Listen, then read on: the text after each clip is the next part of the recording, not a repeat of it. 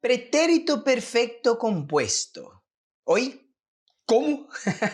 Quantas vezes você já não se sentiu paralisado ou com alguma confusão mental quando estamos aprendendo algo cheio de regras, cheio de detalhes, não é verdade?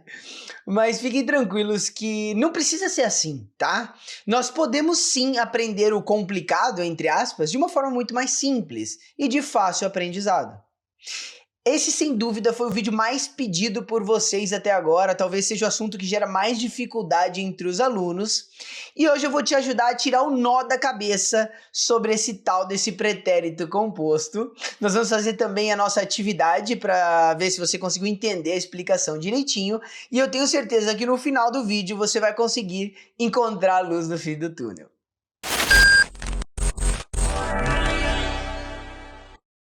Olá, que tal? Para quem não me conhece ainda, muito prazer. Eu sou o André Siviero, professor e fundador da Escola Você Falando Espanhol, criador do Método Vale, e eu ensino você a falar espanhol de maneira acelerada e efetiva. Bom, pessoal, quem me segue há algum tempo já sabe que todas aquelas explicações que são cheias de regrinhas, cheias de complicações, né? Eu tento trazer para vocês de maneira mais simples, muito mais objetiva, para que de fato vocês compreendam e consigam aprender de maneira até mesmo prazerosa um assunto que é complicado, tá? Até porque no dia a dia ninguém para pensar em regras gramaticais, não é verdade? Então eu vou tentar seguir essa mesma linha falando sobre el pretérito perfecto compuesto. Bom, o pretérito composto é um dos tempos verbais mais importantes da língua espanhola, tá, pessoal? E, de maneira geral, ele é utilizado em situações de passados recentes. Ou seja, algo que, por exemplo, aconteceu hoje, nessa semana, nesse mesmo mês, nesse mesmo ano, enfim, mas nada muito longe, tá? Nada que aconteceu há vários anos atrás, por exemplo. Por isso que eu gosto de falar que é um passado recente, vale? E a confusão acontece porque para formar o pretérito composto, nós usamos dois verbos, que são o verbo haver, que esse é fixo, tá? Independente da frase, ele sempre vai estar presente, sempre. E o outro verbo é o verbo principal, que esse sim vai mudar dependendo da frase, né? E esse verbo principal, ele vai estar conjugado no particípio. Calma, eu sei que parece muita informação, mas não se desespere que eu vou te explicar de uma maneira mais clara. Eu quis primeiro só te passar a teoria, tá? Então vamos fazer assim. Eu vou primeiro explicar como funciona o verbo haver, e aí na sequência eu explico como que a gente conjuga o verbo principal da frase no particípio, vale? Vamos lá. Bom, pessoal, o verbo haver, na minha opinião, é o verbo mais importante da língua espanhola, tá? Esse é aquele verbo que você precisa saber de cor, né? Não tem outro jeito, não tem outra maneira, você tem que saber como ele é conjugado, ok?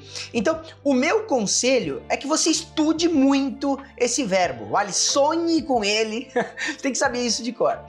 A conjugação do verbo haver funciona da seguinte maneira, presta bastante atenção. Yo he, tú has, él, ella ou usted ha, nosotros ou nosotras hemos, vosotros ou vosotras habéis e ellos, ellas ou ustedes han. Gente, eu repito, é muito importante que vocês tenham essa conjugação gravada na memória de vocês, ok? Yo he, tú has, él, ella ou usted ha. Nosotros hemos, vosotros habéis, ellos, ellas ou ustedes han. Então, depois que a gente aprendeu o verbo haver, o próximo passo para formarmos aí o nosso pretérito composto é entender como que nós colocamos o verbo principal no particípio, tá? E aí eu vou ensinar alguns truques aí que vão facilitar bastante na hora de vocês conjugarem esses verbos. Prestem bastante atenção, ok? Vamos lá. Para os verbos terminados em ar, o truque é o seguinte. Nós vamos substituir o final do verbo por ado.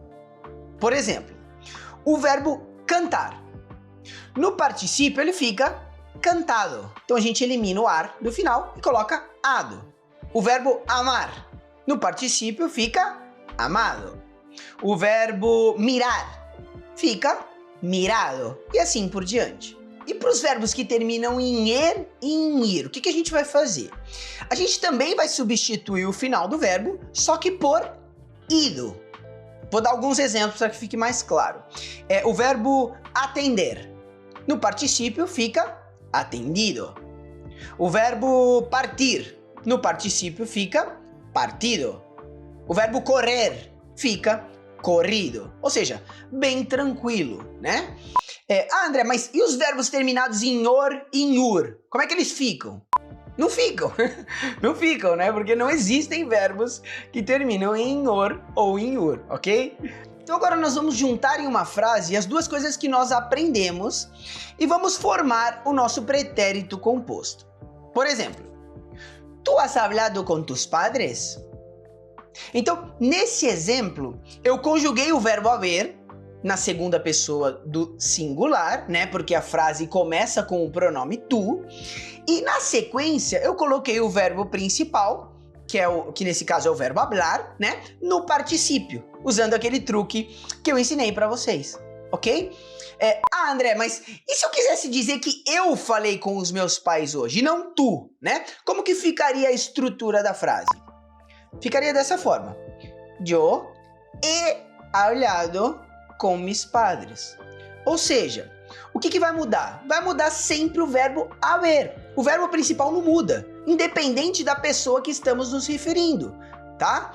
Vou dar mais um exemplo para que fique bem claro isso para vocês. Se eu quisesse falar, por exemplo, que nós falamos com os nossos pais, como é que ficaria a frase? Ficaria da seguinte maneira. Nosotros hemos hablado con nuestros padres. Então, mais uma vez, o verbo hablado não muda, o que vai mudar somente é o verbo haver, dependendo aí do pronome pessoal, vale? Então vocês percebem que na realidade o pretérito composto, ele é bem mais simples do que parece, né? Claro que nós temos, assim como em todas as línguas, os chamados verbos irregulares, que são aqueles que os truques que eu ensinei para colocar o verbo no particípio não vão funcionar, né? Por exemplo, o verbo abrir. No particípio nós não dizemos abrido, mas sim abierto. Outro exemplo de verbo irregular, o verbo hacer. No particípio não fica ha sido, e sim hecho. Vamos ver mais um exemplo, o verbo romper. Nós não dizemos rompido, mas sim roto, tá? Existem alguns outros verbos irregulares, esse aqui são só alguns exemplos que eu dei para vocês, e infelizmente nesses casos eu não tenho uma dica legal ou algum truque, né, para colocar esses verbos no particípio, não tem fórmula mágica nesse caso. Mas é algo que conforme você vai estudando, vai se tornando automático para você. Tá? Então, é aquilo que eu sempre digo e repito aqui no canal. Consuma conteúdos nativos. Por quê? Porque dessa maneira você simplesmente vai saber se aquele verbo é regular ou irregular. Porque você já vai ter visto ou você já vai ter escutado esse verbo em alguma música, em algum filme, etc. Bom, antes da gente ir para a nossa atividade de fixação, para os nossos exercícios, né? Se você está gostando da explicação que eu estou trazendo aqui para vocês, com muito carinho, já deixa o seu like. Se você ainda não é inscrito no canal, aproveita e já se inscreve. E já ativa também o sininho para receber em primeira mão todo o conteúdo novo que aparece por aqui, tá bom? E se você quer mais dicas de espanhol, me segue também nas redes sociais, no @vocêfalandoespanhol, que também tem bastante conteúdo bacana por lá, vale? Vamos lá então, a atividade vai ser a seguinte.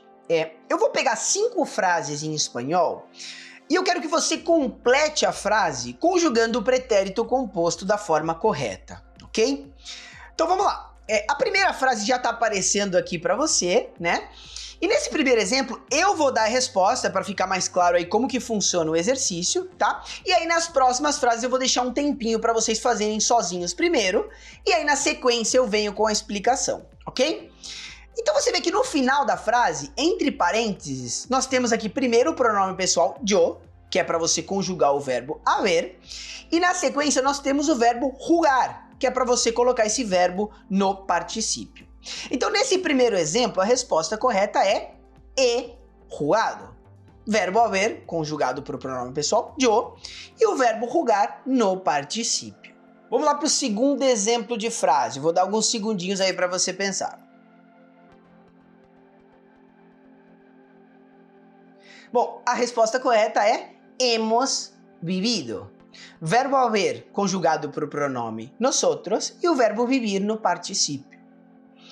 Terceira frase. Vamos lá.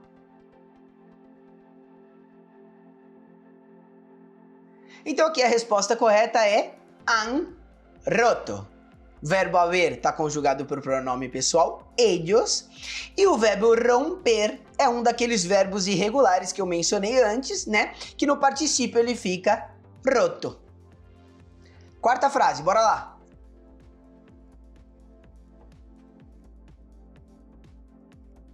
Nesse exemplo a resposta correta é ha comido. Verbo a ser conjugado para o pronome ella e o verbo comer no particípio. Quinta e última frase, vamos lá.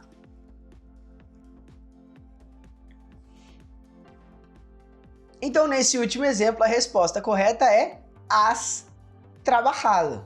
Espero que você tenha acertado, né?